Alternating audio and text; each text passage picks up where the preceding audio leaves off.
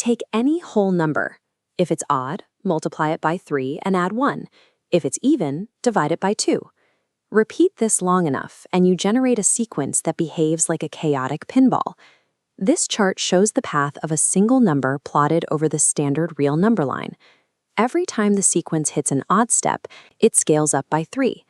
This triggers massive, erratic spikes in value that make long-term prediction impossible using traditional arithmetic.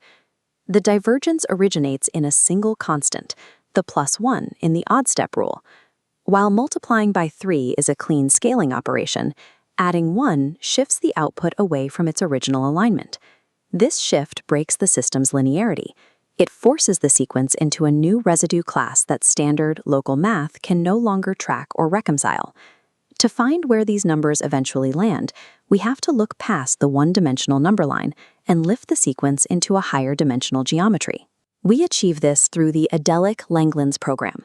This framework acts like a global prism, tracking a number's behavior across every possible prime number geometry at the exact same time.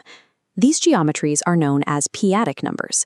In a p-adic system, two numbers are considered close if their difference is divisible by high powers of a specific prime, like 2, 3, or 5.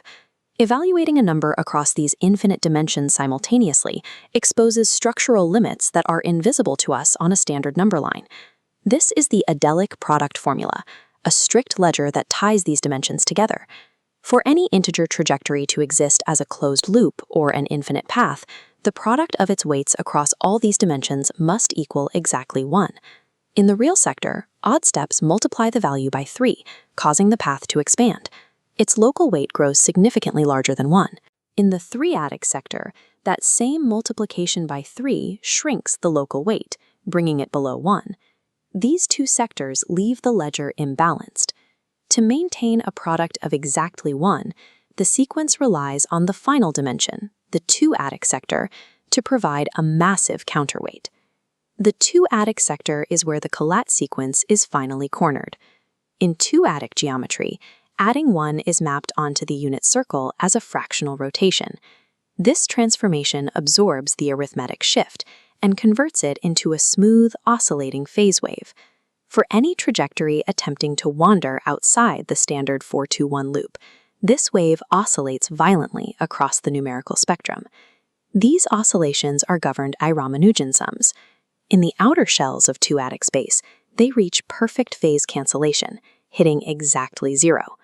This cancellation triggers a uniform contraction, effectively draining the mathematical mass from any number trying to escape the core loop.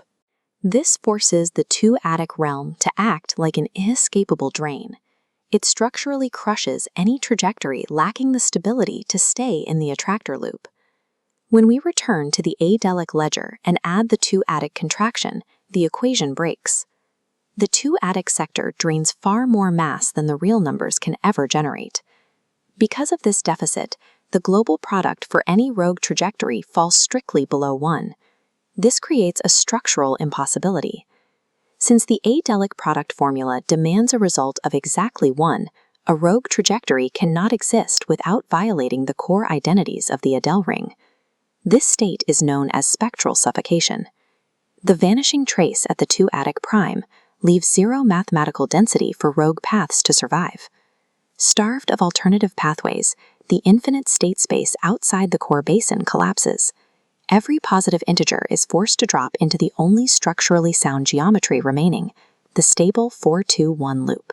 The Arthur-Selberg trace formula confirms the outcome. By proving that the volume of any alternative cycle is exactly 0, the multidimensional math leaves the trivial loop as the unique attractor for all positive integers.